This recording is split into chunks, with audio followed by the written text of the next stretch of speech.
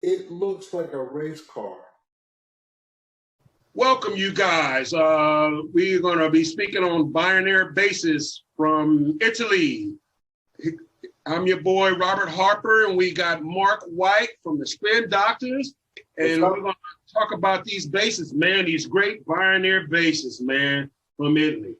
How you doing, Mark? I'm doing great. I'm doing fantastic. I mean, I got my bass. Dude, I waited so long for this bass. I did my first show with it, and it was unbelievable. Oh, yeah? Because, I'm total jazz bass dude.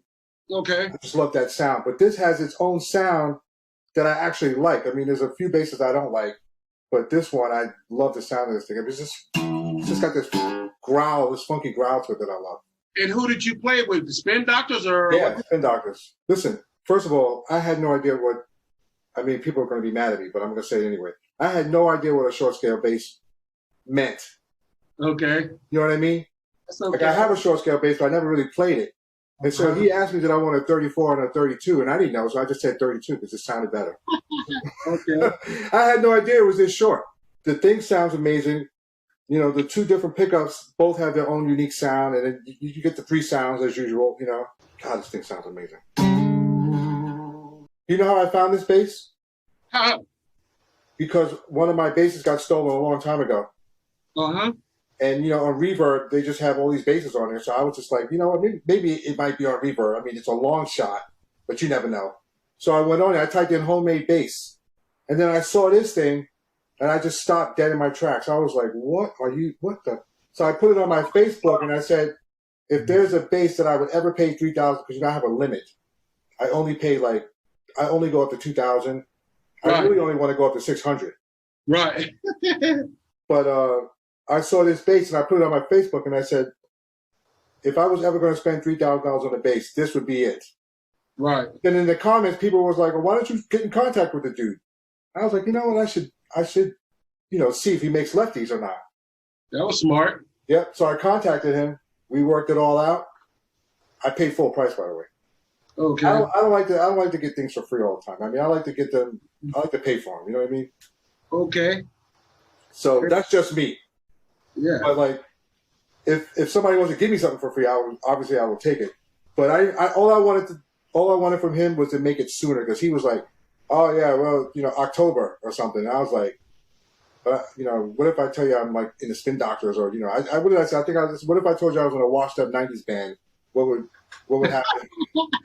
And he said April, and I was like, thank God, because I said to him I want to use it before I go on tour. But he's been getting a lot of work, man. That's great. Yeah, I know. I mean, that's why I had to wait. That's why I had to wait until October for it. So yeah. But I got it right away. I needed it before the tour because But like I'm the type of dude. So it's like I just jump in. I'll take my chances, and it worked out great. Everybody loved it. It sounded great. And of course, everybody was asking me what kind of bass it is. I never seen anything like that before. I was like, neither did I. That's why I bought it. Okay, here we go. New CD out. Just came out of. Look, you got the bass on the cover. Yeah. But this is the only time I'm using the bass, because my bass is coming in a couple months. What did you get? A white one, you said? A white one, yeah. I love the Bootsy and the Larry Graham White. Right. It's like a funk tradition I kind of stay on, Right.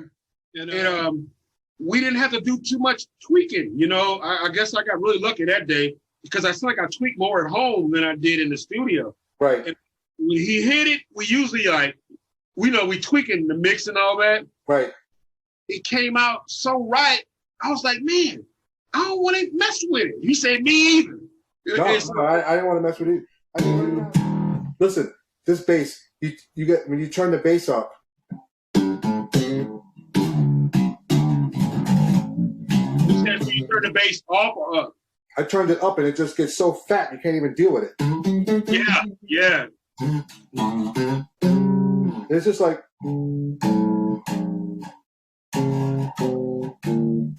It's a beautiful bass. And it's light. You know what? I just turned 59. You know what that means? What? I'm not carrying any heavy stuff anymore. Oh, amen to that. I just moved out of Texas, and I didn't lift a heavy thing. I had to pay people to do it because I was like, I'm not lifting anything ever again. Oh, no, me either. But you know what I love about this bass? I had to get a little bit of work done on it because it sat in customs for 10 days. And so our custom. Yeah, American Customs. Wow. 10 days. I had to fill out all these stupid forms. I had to answer all these stupid questions. It was almost like I was getting plutonium. Yeah. It was like ridiculous. So when I got it, the neck had some problems. Mm-hmm. But I took it to a friend of mine, and he just said, "Wow, the base is beautifully built. It just sat out in the cold for 10 days." Yeah. So he brought it back to life, and man, it's just unbelievable. This base. The great thing about it too is it's just light. Yeah. But you know what? I looked on there, and didn't they say they were 7 and something pounds? They're not that light, are they? It's just my crew guy picked it up. He's like, "Oh my god, this thing is so light." I'm gonna put this up there so people can see it. I'm gonna get a close up. I love this. Let me get the strap out the way. I love these ETS bridges, man. Oh man, this bridge is amazing. Look at that, you guys. Let me see if I can get it up there. That is something. Am I getting a good picture up there? Yeah, it looks great. Go up a little bit more. But mine. So like that. Like that. Oh, look at that. Bam, bam. Woo! And you know what else I love? Look at the back. I mean, I wish I could just play it back sometimes. It's just like one. It's just so beautiful. I mean, I don't get it. The contour. Yeah. That got me right there. Yep. That neck and heel joint, and like I said, have you noticed? I think I asked you a few days ago how solid the neck is. Yeah, that's what the guy said. He said the neck was super solid. Incredible.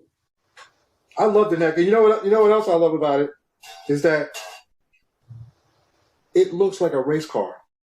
Yeah, cool. And ladies and gentlemen, he has so many different variations. Go to the website www.biarnel.com and oh man, all kind of colors, huh, Mark? You know, it's funny when I first contacted him, he realized who I was. He wanted to know. So, what do you want to do? You know, what kind of? What I'm like. I want exactly what's in the picture. Oh, you made an easy job for him. Yeah, I just want exactly because that's how I am. When I see something, I don't want to screw with it. I don't want to have any other new ideas or anything like that. I just want to because that's what attracted to me was that one thing. I never see something and be like, well, I want to change this and I want to change that. Right. Exactly what was in the picture. He wires these pickups, right? Yeah. So they sound great. I love them. I'm not gonna listen.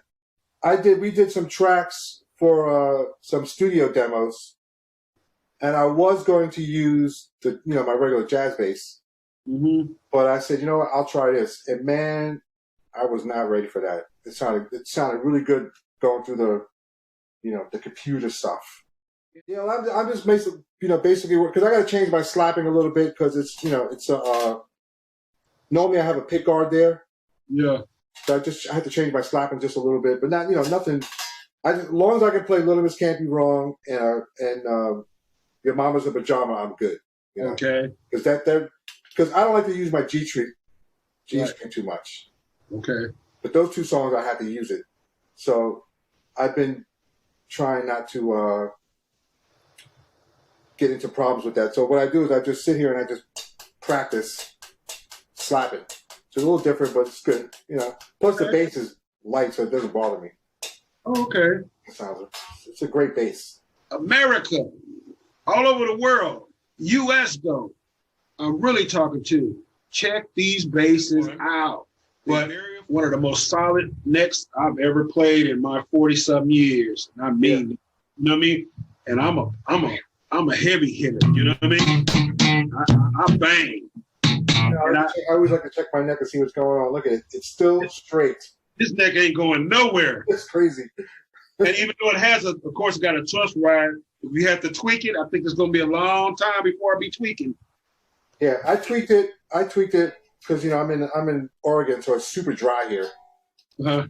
Even though it rains all the time. I had the shop set it up when I first got it. Excuse me? I had the shop set this up when I first got it. Yeah. Well, so it's also getting shipped. But that's every bass. I mean, every bass I've ever gotten, I had to set it up. So it's that's not some new thing. And I want to mention to the folks that this dude makes 5 strings, 6 strings, and they just the same way, different models too. These are just real popular models that are hitting the markets lately. But he has basses with heads and keys too, if you prefer that. So check out the website, www.biarnel.com. I can't. I'm sticking with this. I love this. Okay, Mark. It was nice meeting you, baby. You too, man. Have a good one. Peace, man.